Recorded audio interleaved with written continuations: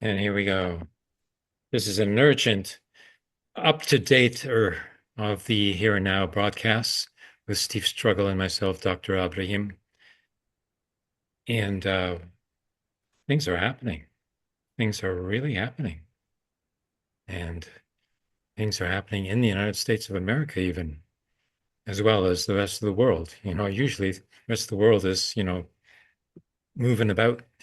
The United States always stays the same, continues on, with either, one Democrat or a Republican, as president, doing the same thing again and again, but in a different place. That's all.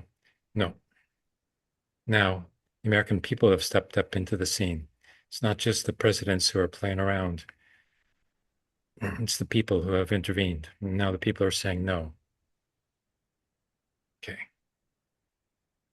That's what this No Kings movement is all about.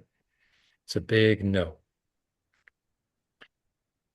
I hear that something's happening in Minneapolis. How do you pronounce that name? Minneapolis? Yes, there's Mini, a Min, press. The, Minneapolis. Polis is Latin for city.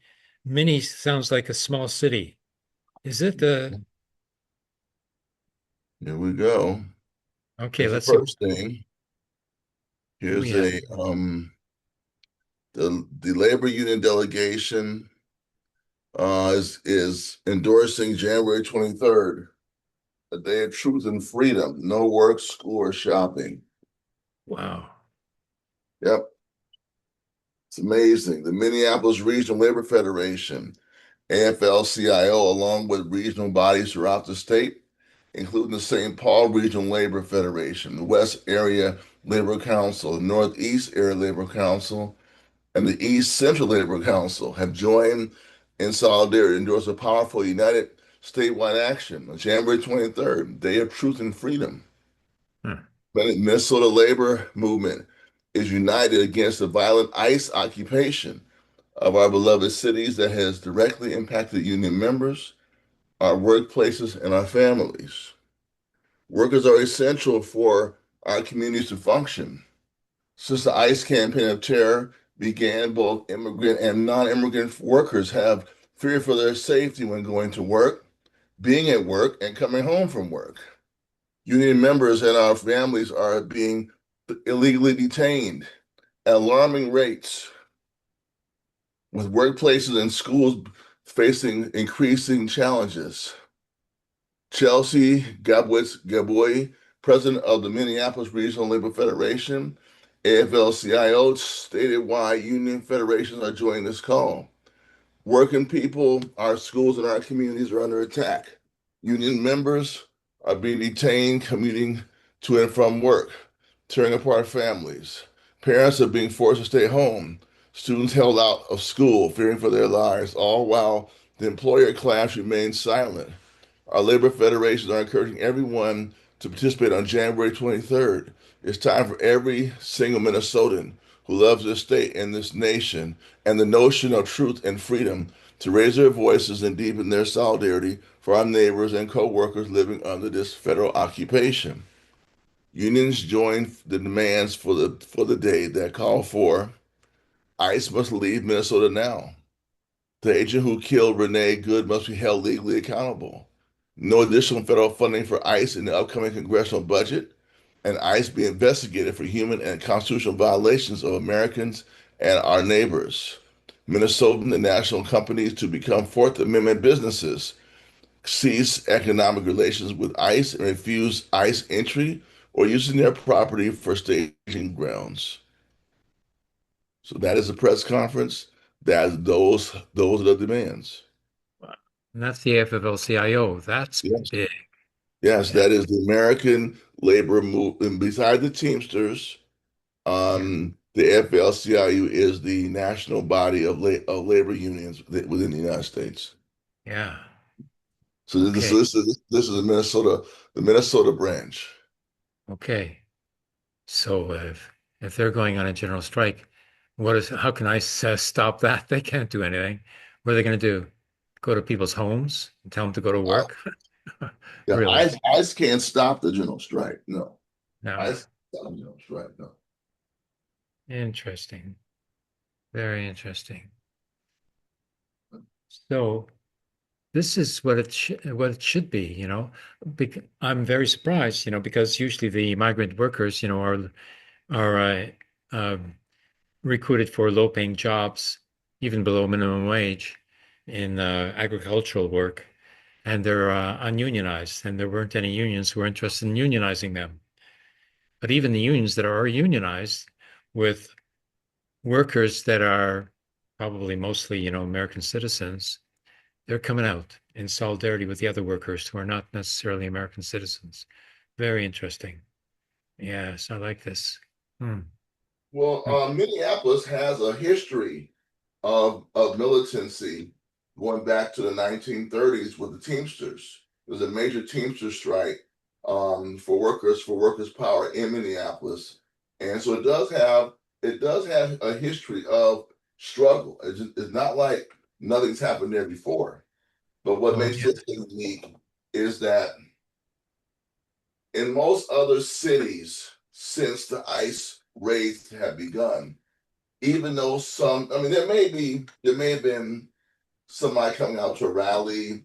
People may have come out to, demonstrate. The unions may have had a banner, but there's been no call to stop work because of what's been happening to the community.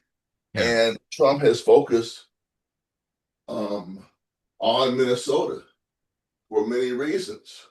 Yeah. So now there's a situation where they focus on the city, and now the unions in that city are responding to the focus.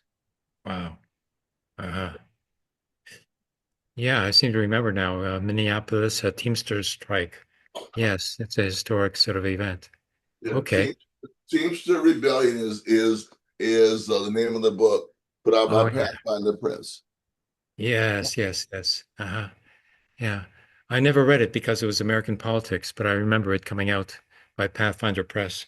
I used to read everything that Pathfinder Press, put out.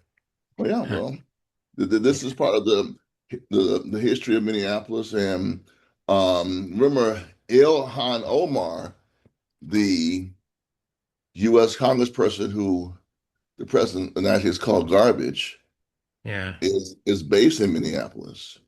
Uh-huh. Uh-huh. Okay.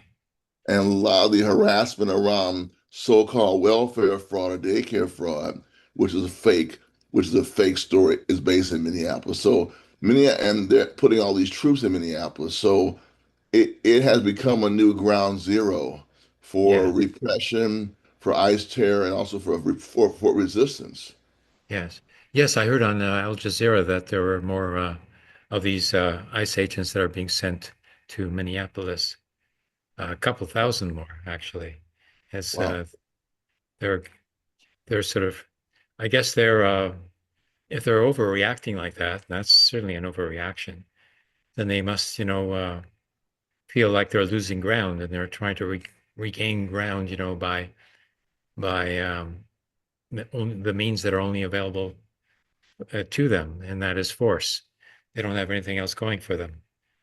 Well, I So, mean, they could retreat and um I mean, there are other things that ICE can do if they were a thinking organization interested in community relations, but they're not thinking organization interested yeah, in community relations. They're not. They're a terror organization interested in brutality and show yeah, of force.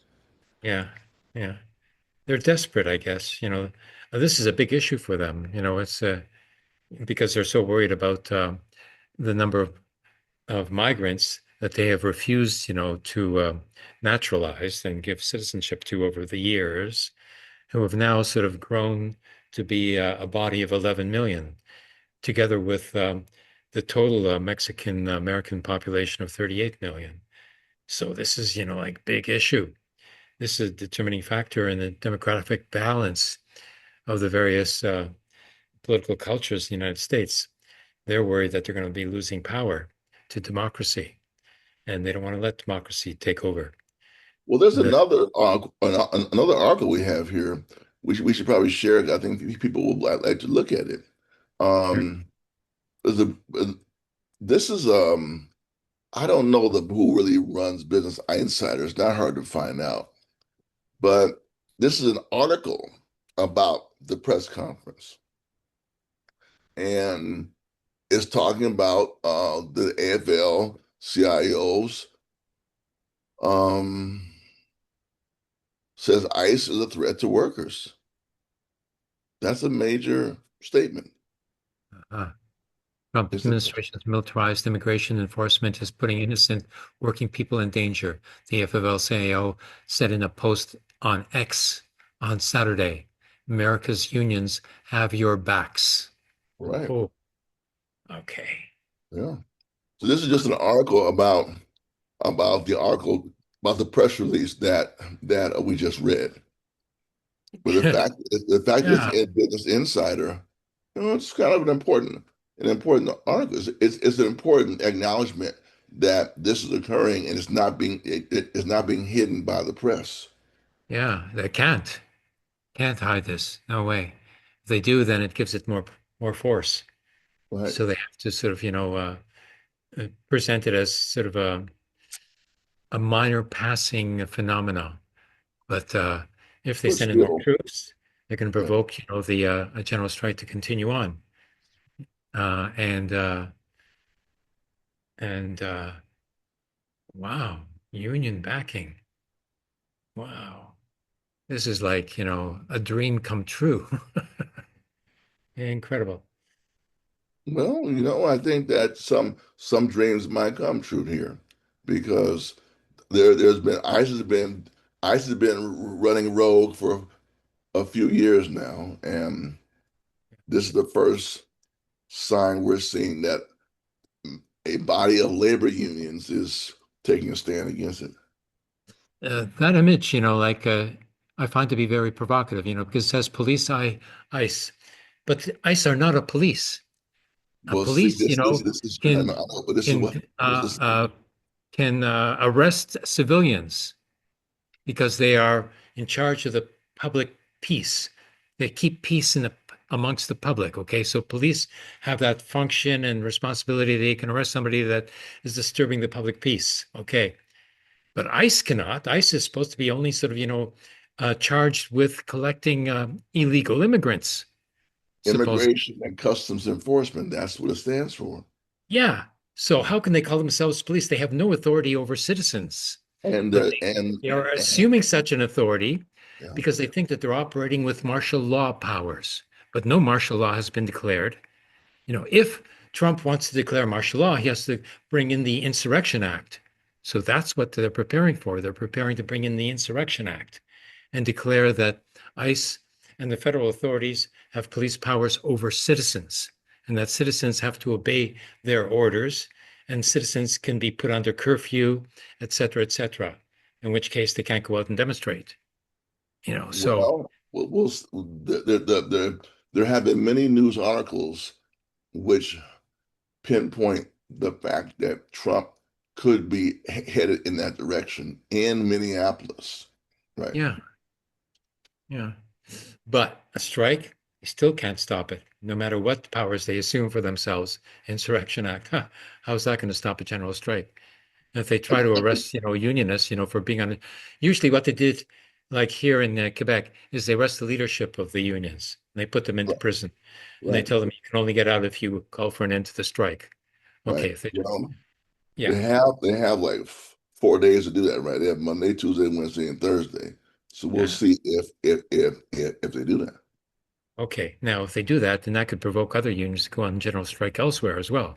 Can turn into a sort of a whole countrywide, general strike. Well, this is what see the people in Minneapolis only call Minnesotans and Minneapolis people, but Yeah. people in solidarity with them are going to have at the minimum solidarity rallies in their support. This is Uh-huh. going to happen in American cities. Uh-huh. That's How good. many cities I don't know, but I know San Francisco will have one. Oh, yeah, on the 23rd is going to be a cross-country coordinated demonstration day. Okay. Well, that's gives sort of inspires the unions, to consider going on on general strike in solidarity, because if they know there's going to be popular support for a general strike to begin with, then why not? Like what's holding them back? You know? Well, a lot is holding them back actually, but the fact that meaning the people who are in charge of the unions, their ties to politicians, their ties to the media, this is Minneapolis. It's a branch of the AFL-CIO, but it's not the AFL-CIO, and that's not the national office. Yeah, But the fact that people are going to go out on the 23rd, even if it just means having a rally. Maybe they can't get people to not go to work and go to school, but they can have a rally, and that's actually a good form of solidarity. That's a good way to start in solidarity with is a rally. yeah, yeah, yeah. Okay, so but Ms. Good, Renee Joan Good, Yeah. Renee she Nicole Good. Nicole, Renee Nicole Good. Um, the ICE officer agent there, not an officer, he's just an agent. He assumed that he could shoot her with their operating protocol because she refused to get out of the truck and she was driving away as she was initially told to do. But this one particular guy, he tried to sort of interject himself into this whole thing, because she wasn't submissive enough to their authority. So he was trying to intimidate her. She wouldn't be intimidated. She didn't obey his order because she knew that she didn't have to obey his order. And he was trying to impose his order because he's trying to bring about martial law. And he figured, that he could get away with it. And so he shot her 3 times. Three That's what I times. think happened there. Yeah. 3 times. Well, they're going to use that, to perhaps, bring about, the state of martial law. But I don't think Americans are going to accept, a state of martial law. No, this wouldn't work, because it's Well, obvious, it's being I mean, provoked. yeah, I mean, people are demonstrating. There are people demonstrating today in different parts of the country against ICE today. Today, there are ICE Hmm. demonstrations in different parts of the country. So, Hmm. anti-ICE movement isn't going anywhere. This shooting only helped, and bringing all the troops in the Minneapolis is just helping that movement grow. Yeah. Uh-huh. Yeah. Okay. So the momentum is with the opposition and Clearly, the clearly, clearly. and the state is playing catch up. They're trying to sort of reverse the tendency, but they're losing ground. Okay, that's the way I see it. Yeah. Okay. Um, Let me just get a capture screen of this image, but I'll put it as the cover for our video right Yeah. now. There. Okay. I have a chart to share with you as well to show you Okay. the drop in support for the Zionist state, internationally. Very remarkable. Here, there's the share. Okay. And here it is. And have a look at this.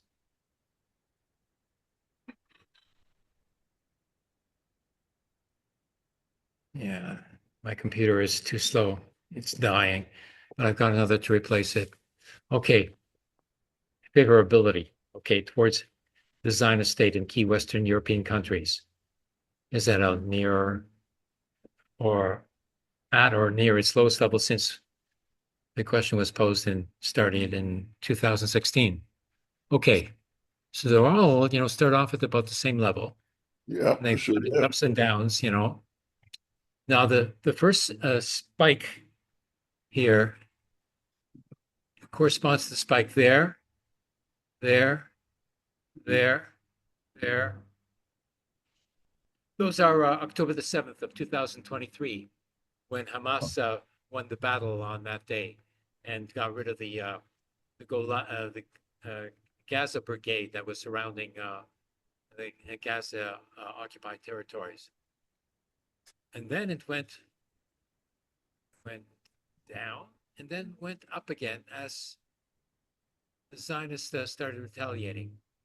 Then it kept on going down and down and down. Now it's at a very low level. Yeah, it Islam sure is. It sure is. of its support, not only in one country, even in Britain, despite of its government, which is pro Zionist and fund and providing, the Zionist state with military goods and Wow. severely repressing its population. However, they had to back down recently, because the four hunger strikers who were in danger of dying actually from Palestine action, they won. They won their struggle, and a contract for $2 billion of Elbit for war materials to send to the Zionist state has been canceled in Oh, they England. did. Good. Yeah, Good. they won that. That's good. That's very good. Yeah. France, same phenomena. It's taking a dive here. Germany, even Germany, which is with its guilt complex, it's taking a dive. Yeah. Denmark, down even further. Spain, of course, down. Has always been down, down even further. There's nowhere left to go. It's just sort of, flattened out there on the bottom. And Italy has, despite, sympathy initially, gone way down. Spain, Denmark, Germany, All, France, all about the same. yeah, Wow, they're all about the same. Wow. yeah, yeah, same phenomena. Okay. Now, in the United States, I don't know if there's information like this available, but amongst the Jewish American population, there is some information available which indicates that 61% are against the occupation, both of Gaza and the West Bank. And amongst the young people, it's even higher. So, the support system for the Zionist parties in the United States has been broken within the Jewish community. And that's where they have their last remaining column of support amongst the older generations. 45 and over, they're still tending to support the Zionist state because of the paranoia that they have Right. uh, of how Jewish people would be treated. Right. Right. Right. And the problem is, the Palestinian Solidarity Movement doesn't have an inkling of what the Jewish people are about. And this is a problem that is exacerbated, by the Israeli opposition movement like B'Tselem, which do not make the distinction between Jewish and Zionist either. And that's the big problem in this Palestinian Solidarity movement, even though, it's very common, for people to explain that not all Zionists are Jewish and not all Jewish people are Zionists. But nonetheless, they still sort of uh, keep on sort of blaming the Jewish people for Zionism, claiming that Jewish people have an inordinate amount of influence upon the American government and all the European governments.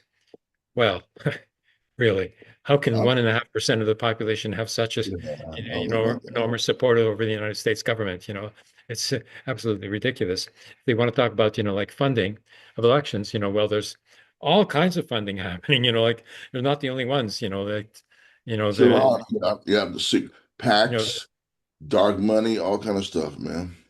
yeah, like so, the Zionist AIPAC, which is not entirely Jewish in any case, doesn't have the predominant say on what's going on, in terms of funding, because the Christian Zionist movement of Haggai, they're much bigger, 10 million members, and they have money too. They're funding Christian candidates, who are Christian white supremacists, of course. So, they're into this game, of Zionism, but for their own purposes in order to bolster their own movement. So, Jewish people don't have the say in this whole sort of, debate.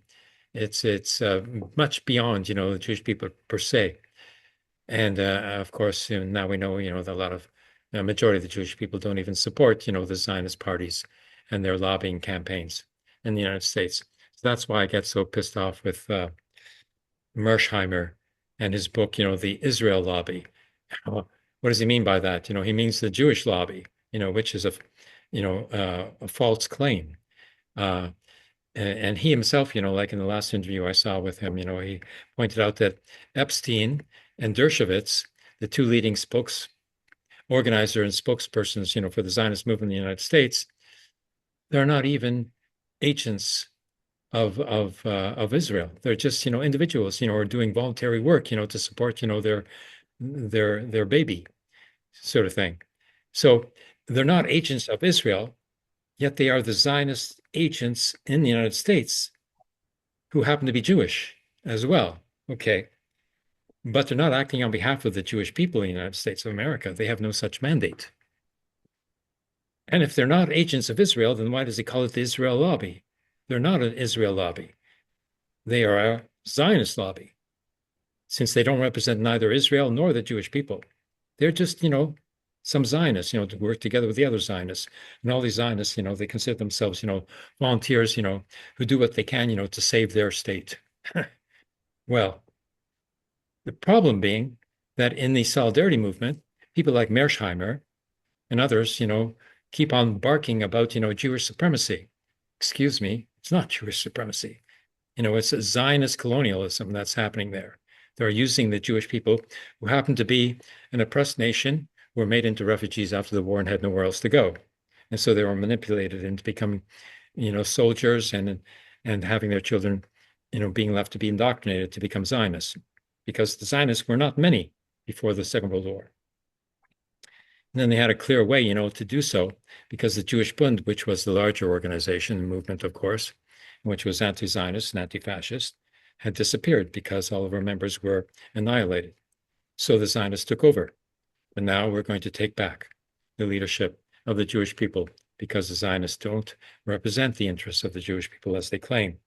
They represents the interests of colonialism and how best to use the Jewish people in Israel to do their work for them, so that American soldiers don't have to do the work for them.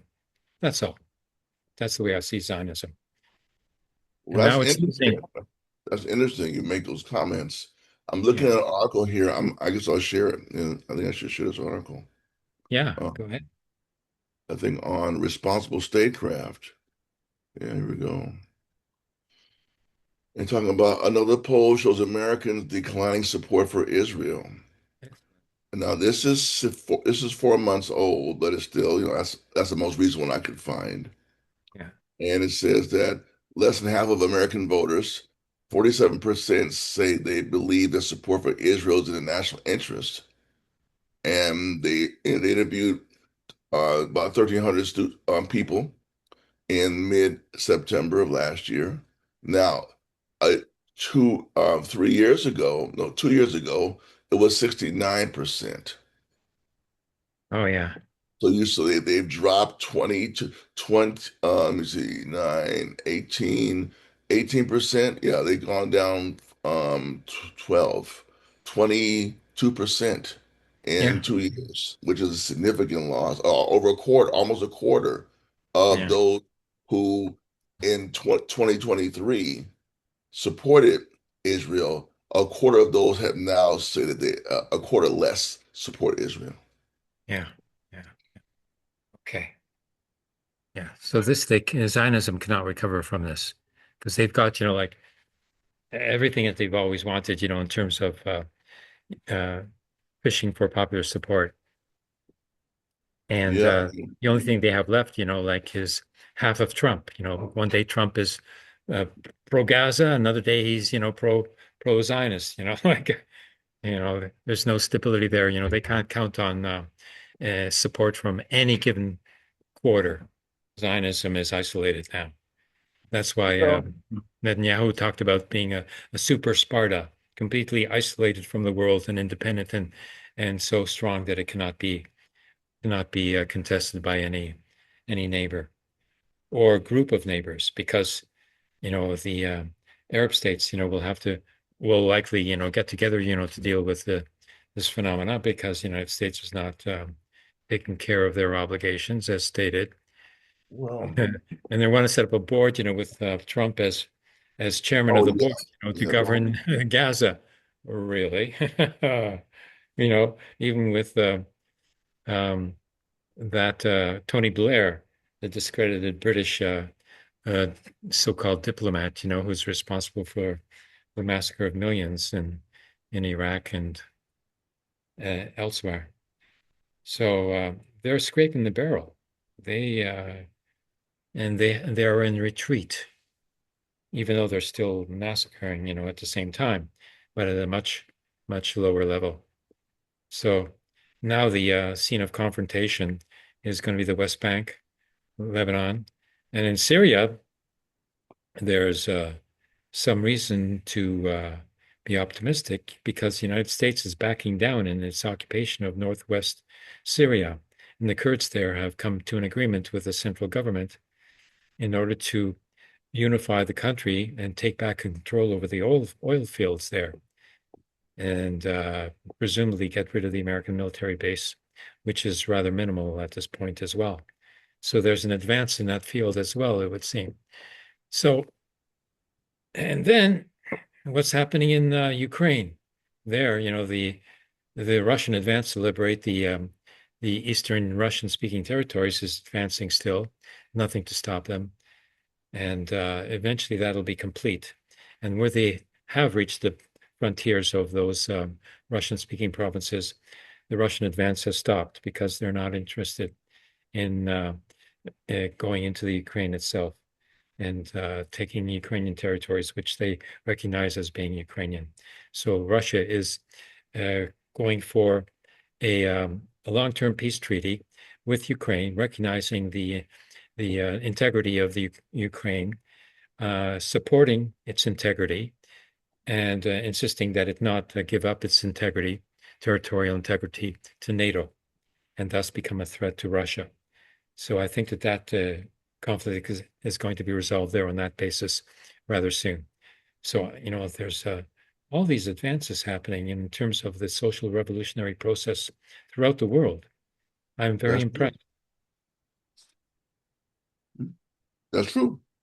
That's very true. The pendulum has swung in the other direction. Yeah,